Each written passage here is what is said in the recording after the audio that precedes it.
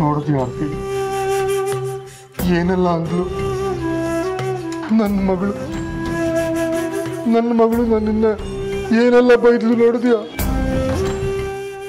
ನಂಗೆ ತುಂಬಾ ನೋವಾಗ್ತಿದೆ, ತುಂಬಾ ನೋವಾಗ್ತಿದೆ. ನಿಮ್ಗೆಷ್ಟು ನೋವಾಗಿರುತ್ತೆ ಅಂತ ನನಗೆ ಗೊತ್ತಪ್ಪ. ನಾನು ಆ ಥರ ಎಲ್ಲ ಅನ್ಬಾರ್ದಿತ್ತು. ತಪ್ಪಾಯ್ತಪ್ಪ, ಕ್ಷಮಿಸ್ಬಿಡಿ ನನ್ನನ್ನ.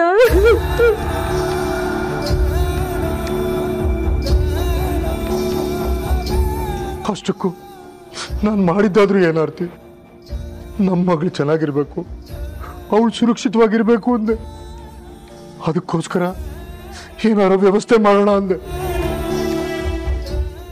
ಅದನ್ನೇ ಬೇಡ ಅಂದ್ಲು. ಈ ಅಪ್ಪನ ರಕ್ಷಣೆ ಅವಳಿಗೆ ಬೇಡ ಅಂತ ಆರ್ತಿ. ಅವಳಿಗೆ ಯಾಕೆ ನನ್ನ ಪ್ರೀತಿ ಅರ್ಥ ಆಗ್ತಾ ಇಲ್ಲ? ನನ್ಗೆಲ್ಲ ಅರ್ಥ ಆಗುತ್ತಪ್ಪ. ನನ್ನ ಪ್ರೀತಿ ಏನು ಅಂತ ನನಗೆ ಗೊತ್ತು. ಆದ್ರೆ ನನ್ನ ಪರಿಸ್ಥಿತಿ ಯಾಕೆ ನಿಮ್ಗೆ ಅರ್ಥ ಆಗ್ತಿಲ್ಲ? ಗಂಡನ ಮನೇಲಿದ್ದೀನಪ್ಪ, ಈ ಕಟ್ಟಲ್ಲಿ ಬಿದ್ದಿದ್ದೀನಿ ನಾನು. ನೀವು ಬೇಕು, ಅವರು ಬೇಕು. ಯಾರು ಅಂತ ಉಳಿಸ್ಕೊಳ್ಳಿ ನಾನು.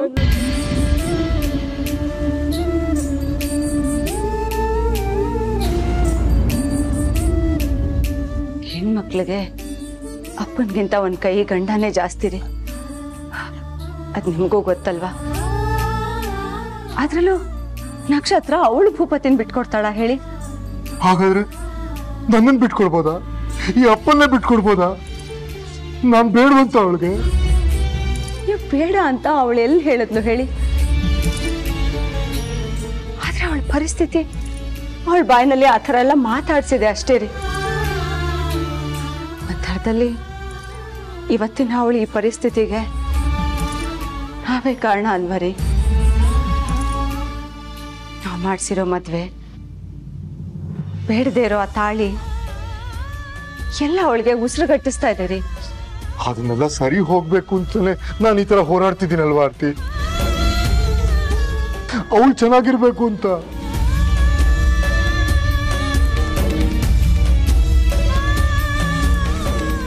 ನೀವು ಹೋರಾಡ್ತೀರಪ್ಪ. ನಿಮ್ಮ ಮಗಳು ಅಂತ ಬಂದಾಗ ಎಲ್ರನ್ನೂ ಎದುರಾಕೊಂಡು ಹೋರಾಡ್ತೀರಾ. ಆದ್ರೆ ಅದಕ್ಕೋಸ್ಕರ ನೀವು ಹಾರಿಸ್ಕೊಳ್ಳೋ ದಾರಿ ಬಗ್ಗೆ ಯಾಕಪ್ಪ ಯೋಚನೆ ಮಾಡ್ತಿಲ್ಲ? ಬಲವಂತದ ಮದ್ವೆ ಮಾಡಿಸ್ಬೋದಪ್ಪ, ಆದ್ರೆ ಸಂಸಾರ ಮಾಡ್ಸಕ್ಕಾಗಲ್ಲ. ಬಲವಂತವಾಗಿ ತಾಳಿ ಕಟ್ಟಿಸ್ಬೋದು, ಆದ್ರೆ ಗಂಡನ ಪ್ರೀತಿ ಸಿಗಲ್ಲ.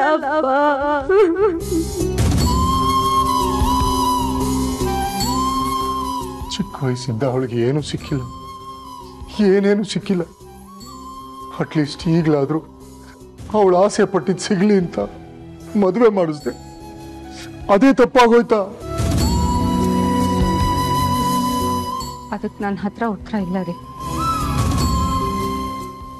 ನಾನು ಮುಖ ತೋರಿಸ್ಬಾರ್ದಂತೆ, ಈ ಕಡೆ ಬರಬಾರ್ದಂತೆ, ಅವಳ ಹತ್ರ ಮಾತಾಡ್ಬಾರ್ದು.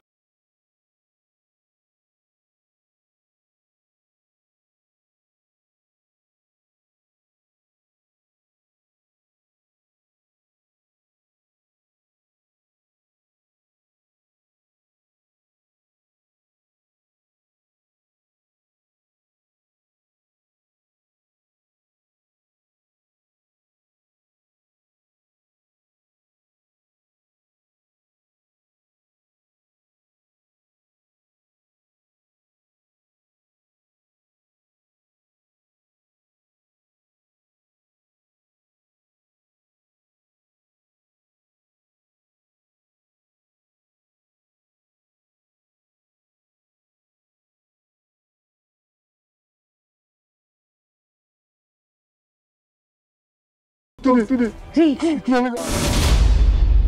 ಅಮ್ಮ ಆ ಮನುಷ್ಯ ಹೋಗೇ ಇಲ್ಲ, ಕಾರ್ ಇನ್ನೂ ಅಲ್ಲೇ ಇದೆ. ಶೇಮ್ಲೆಸ್.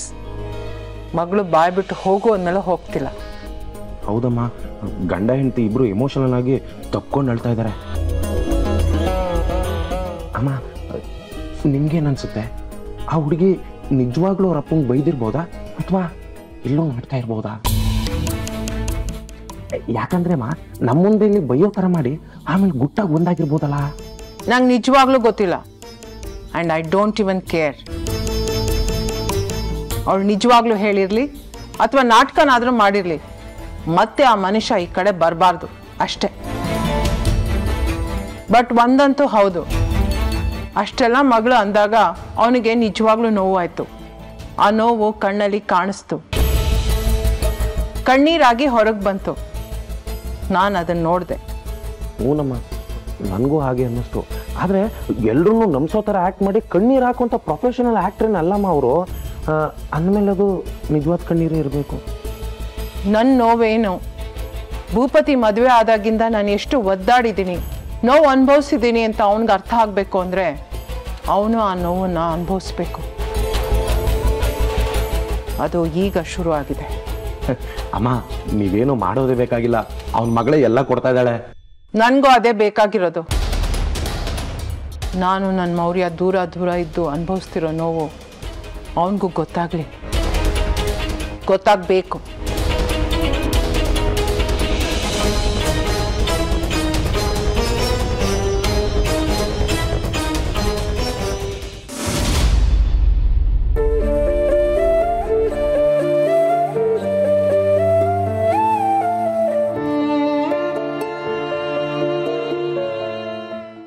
ಇನ್ನು ಎಷ್ಟೊತ್ತು ಅಂತ ಇಲ್ಲೇ ಇರೋದು ರೀ? ಹೋಗೋಣ ಬನ್ನಿ. ಆರ್ತಿ, ನಕ್ಷತ್ರನ ಒಂದ್ಸತಿ ನೋಡೋಣ ಅನ್ನಿಸ್ತಾ ಇದೆ. ಬೇಡರಿ, ಮತ್ತೆ ಒಳಗಡೆ ಹೋದ್ರೆ ಚೆನ್ನಾಗಿರಲ್ಲ. ಸ್ವಲ್ಪ ಅರ್ಥ ಮಾಡ್ಕೊಳ್ರಿ. ಒಂದೇ ಒಂದ್ಸತಿ ಆರ್ತಿ, ಪ್ಲೀಸ್. ಬೇಡರಿ, ಈಗ ನಾವು ಒಳಗಡೆ ಹೋದ್ರೆ ಮರ್ಯಾದೆ ಇರಲ್ಲ ರೀ. ಅವಳು ನನ್ನ ದೇವತೆ, ಅವಳನ್ನ ಹೊತ್ಕೊಂಡು ಮೆರೆಸೋ ತೇರು ನಾನು. ಮಗಳ ಮುಂದೆ ಯಾವ ಮರ್ಯಾದೆ? ಇಷ್ಟೊಂದು ಎಮೋಷನಲ್ ಹಾಕ್ಬೇಡಿ. ತುಂಬಾ ಬೇಜಾರು ಮಾಡ್ಕೊಂಡಿದ್ದಾಳೆ ಅನ್ಸುತ್ತೆ. ನಾನು ಒಂದ್ಸತಿ ಮಾತಾಡಿಸ್ಬರ್ತೀನಿ. ಇಲ್ಲ ರೀ, ನೀವು ಹೋಗೋದ್ ಬೇಡ. ಪ್ಲೀಸ್, ನೀನ್ ಇಲ್ಲೇ ನಿಂತಿರು, ನಾ ಹೋಗ್ಬರ್ತೀನಿ. ನೋಡಿ, ನನ್ ಮಾತು ಕೇಳ್ತಿರೋ ಇಲ್ವೋ? ಹೀಗೆಲ್ಲ ಇನ್ನೊಬ್ರು ಮನೆ ಮುಂದೆ ನಿಂತು ಕಣ್ಣೀರು ಹಾಕ್ಬಾರ್ದು ರೀ, ಒಳ್ಳೇದಲ್ಲ. ಬನ್ನಿ, ನಾವು ಹೋಗೋಣ ಬನ್ನಿ. ಬೇಡ ಆರ್ತಿ, ಪ್ಲೀಸ್ ಪ್ಲೀಸ್, ನನ್ ಮಾತು ಕೇಳಿ.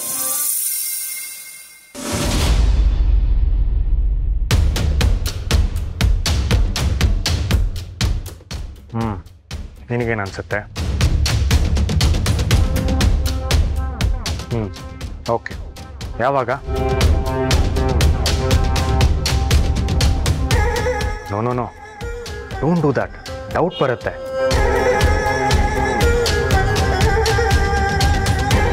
ಇಷ್ಟು ದಿನ ಯಾರಿಗೂ ಗೊತ್ತಾದಾಗ ಮ್ಯಾನೇಜ್ ಮಾಡಿದ್ಯಾ, ಹಾಗೆ ಮೇಂಟೈನ್ ಮಾಡು. ನಾನು ನಿನ್ನ ಹತ್ರ ಮಾತಾಡಬೇಕು ಇವತ್ತೇ, ಅರ್ಜೆಂಟ್ ಇದೆ. ನೆಕ್ಸ್ಟ್ ಪ್ಲಾನ್ಗೆ ನನಗೆ ನಿನ್ನ ಹೆಲ್ಪ್ ಬೇಕು. ಆ ಮನೇಲಿ ನಿನ್ನ ಹೆಲ್ಪ್ ಇಲ್ಲದೆ ನನಗೇನು ಮಾಡೋಕ್ಕಾಗಲ್ಲ. ಏನಾಗಲ್ಲ, ಡೋಂಟ್ ವರಿ. ಇನ್ನು ಸ್ವಲ್ಪ ಹೊತ್ತಲ್ಲೇ ಅಲ್ಲಿರ್ತೀನಿ. Wait for me.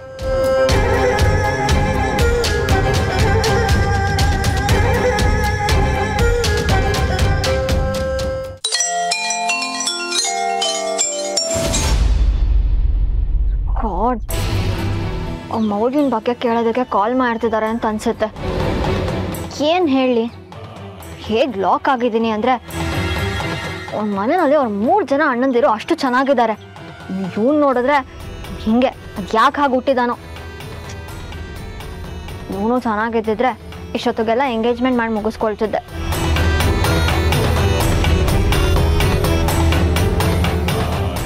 ದುಡ್ಡು ನೋಡಿದ್ರೆ ಓಕೆ, ಬಟ್ ಆ colour, god, can't take it.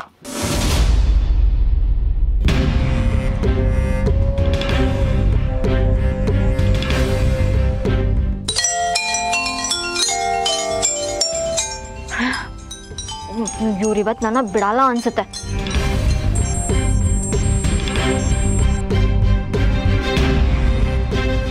Hello ಅತ್ತೆ. ಏನು ಮಾಡ್ತಿದ್ಯಾ ಶ್ವೇತಾ? ಆವಾಗಿಂದ ಫೋನ್ ಮಾಡ್ತಾ ಇದ್ದೀನಿ. ಅತ್ತೆ ಪಾತ್ರೆ ತೊಳಿತಿದ್ದೆ. ಅಮ್ಮಂಗೆ ಹುಷಾರಿಲ್ಲ ಅಲ್ವಾ, ಅದಕ್ಕೆ ಕೈಯೆಲ್ಲ ಸೋಪ್ ಆಗಿತ್ತು, ಅದಕ್ಕೆ ರಿಸೀವ್ ಮಾಡೋದು ಲೇಟ್ ಆಯಿತು. ಓ ಪುವರ್ ಥಿಂಗ್. ಆ ಕೆಲಸ ಎಲ್ಲ ಮಾಡಿಸ್ತಾರ ನಿನ್ನ ಹತ್ರ? ಮನೆ ಅಂದಮೇಲೆ ಮಾಡಬೇಕಲ್ವಾ ಅತ್ತೆ, ಅದು ಅಮ್ಮಂಗೋಸ್ಕರ ಮಾಡ್ತಿದ್ದೀನಿ. How sweet. ನಿಂಗೆ ಹೆಚ್ಚು ದಿನ ಈ ಕಷ್ಟ ಇರಲ್ಲ ಶ್ವೇತಾ. ಆದಷ್ಟು ಬೇಗ ಈ ಮನೆಗೆ ಬರ್ತೀಯ. Don't you worry. ಸರಿ ಅತ್ತೆ. ಅತ್ತೆ ನಾನು ನಮ್ಮ ಜೊತೆ ಆಮೇಲೆ ಮಾತಾಡ್ತೀನಿ, ಸ್ವಲ್ಪ ಕೆಲಸ ಇದೆ. ಇರು ಇರು ಇರು, ನಾನು ನಿನ್ನ ಹತ್ರ ಬೇರೆ ಏನೋ ಮಾತಾಡೋದಕ್ಕೆ ಫೋನ್ ಮಾಡಿದ್ದು. ಒಂದು 5 ನಿಮಿಷ ಅಷ್ಟೇ. ಮೌರ್ಯನ ಬಗ್ಗೆನೋ? ಛೇ, ಫೋನ್ ಇಡ್ತೀನಿ ಅಂದರೂ ಬಿಡ್ತಿಲ್ಲ. ಶ್ವೇತಾ, ಅತ್ತೆ ಅದೇ ನೀನು ಮೌರ್ಯ ಮೀಟ್ ಆಗಿದ್ರಲ್ಲ, ನಿಂಗೇನು ಅನ್ನಿಸ್ತು? ಆಮೇಲೆ ಏನಾದರೂ ಮೌರ್ಯ ಫೋನ್ ಮಾಡಿದ್ನಾ?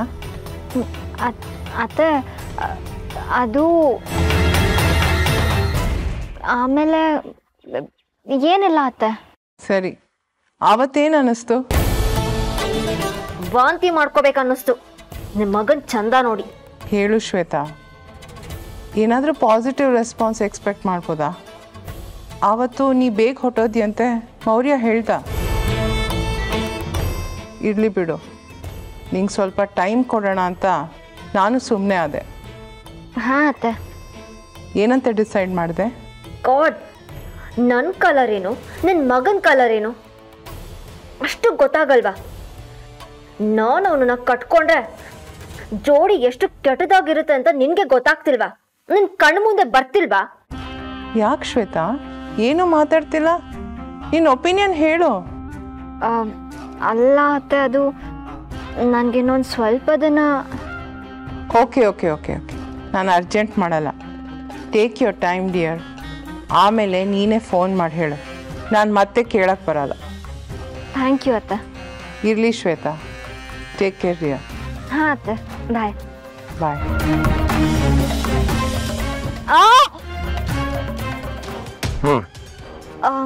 ಎಲ್ಲಿದ್ದೀರಾ?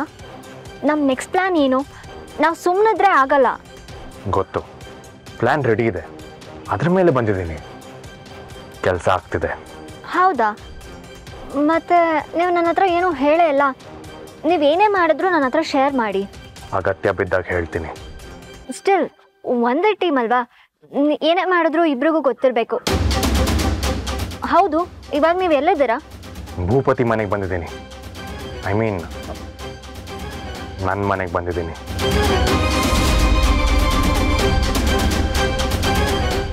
ವಾಟ್? ನೆಕ್ಸ್ಟ್ ಪ್ಲ್ಯಾನ್ ಎಕ್ಸಿಕ್ಯೂಟ್ ಮಾಡಬೇಕಂದ್ರೆ ಮನೆಗೆ ಬರಲೇಬೇಕು. ಅಲ್ಲ, ಯಾರಾದರೂ ನೋಡಿದ್ರೆ ಏನಾಗತ್ತೆ? ಮಗ ಮನೆಗೆ ಬಂದಿದ್ದಾನೆ ಅನ್ಕೋತಾರೆ. ನಕ್ಷತ್ರ ನೋಡಿದ್ರೆ ಆ ಕ್ರಿಮಿನಲ್ ಮನೆಗೆ ಬಂದಿದ್ದಾನೆ ಅಂತ ಅನ್ಕೊಳ್ತಾಳೆ. Be serious. ಅವಳು ನೋಡಲ್ಲ. ಅದು ಹೇಗೆ? ಅವಳು ಮನೇಲಿಲ್ವಾ? ಇರಬೇಕು, ಇದ್ದಾಳೆ ಅನ್ಸತ್ತೆ. ಓ ಗಾಡ್ ಮೌರ್ಯ, ಕಮಾನ್, ಸತಾಯಿಸ್ಬೇಡಿ, ವಿಷಯ ಹೇಳಿ. ಅಷ್ಟು ರಿಸ್ಕ್ ಇಟ್ಕೊಂಡು ಆ ಮನೆಗೆ ಯಾಕೆ ಹೋಗ್ಬೇಕು? ಈ ಮನೇಲಿ ನನಗೊಬ್ರು ಸಪೋರ್ಟರ್ ಇದ್ದಾರೆ ಅಂದಿದ್ದೆ, ನೆನ್ಪಿರ್ಬೇಕಲ್ವಾ? ಹಾಗಾದ್ರೆ ನನ್ನ ಅನುಮಾನ ನಿಜಾನಾ? ಎಸ್. ಓ ಗಾಡ್, ಯಾರವರು? ಇಷ್ಟು ದೊಡ್ಡ ಇಶ್ಯೂ ಇದ್ರು ಏನು ಗೊತ್ತಾಗ್ದಂಗೆ ಮ್ಯಾನೇಜ್ ಮಾಡ್ತಿರೋದು ಯಾರವರು? ಎಸ್. ನೆಕ್ಸ್ಟ್ ಪ್ಲ್ಯಾನ್ಗೆ ನನಗೆ ಅವ್ರ ಹೆಲ್ಪ್ ಬೇಕು. ಅದಕ್ಕೆ ಡೈರೆಕ್ಟಾಗಿ ಮನೆಗೆ ಬಂದೆ. ಒಂದು ವೇಳೆ ಸಿಚುವೇಶನ್ ಕೈ ಮೀರಿದ್ರೆ ಅವರೇ ಮ್ಯಾನೇಜ್ ಮಾಡ್ತಾರೆ. ಮೌರ್ಯ ಪ್ಲೀಸ್, ಅದು ಯಾರು ಅಂತ ಹೇಳಿ. ಮೊನ್ನೆಯಿಂದ ನನ್ನ ತಲೆನಲ್ಲಿ ಅದೇ ಕೊರಿತಿದೆ. ನಮಗೆ ಗೊತ್ತಿಲ್ಲದೆ ಆ ಮನೆಯಲ್ಲಿ ನಿಮಗೆ ಹೆಲ್ಪ್ ಮಾಡೋರು ಯಾರಿದ್ದಾರೆ ಅಂತ. ವೇಟ್, ಸಮಯ ಬಂದಾಗ ಗೊತ್ತಾಗುತ್ತೆ. Not now. ಬಾಯ್.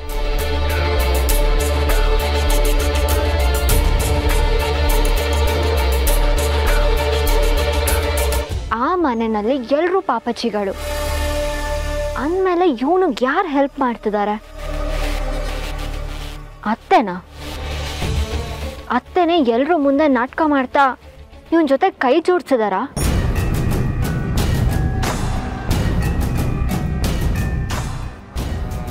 ಅತ್ತೆ ಹಾಗೆ ಮಾಡ್ತಾರೆ ಅಂತ ಅನ್ನಿಸ್ತಿಲ್ಲ. ಅವರು ಸ್ಟ್ರೈಟ್ ಲೇಡಿ, ಈ ಕಳ್ದಾರಿ ಎಲ್ಲ ಗೊತ್ತಿಲ್ಲ. ಹಾಗಿದ್ರೆ ಮತ್ಯಾರು?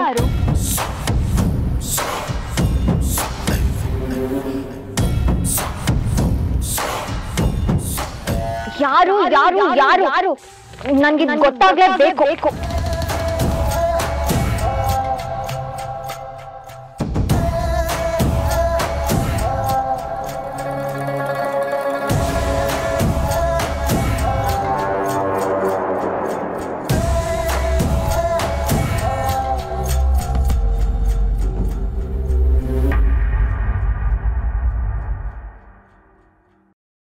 ಭೂಪತಿ ಇರ್ಬೋದಾ?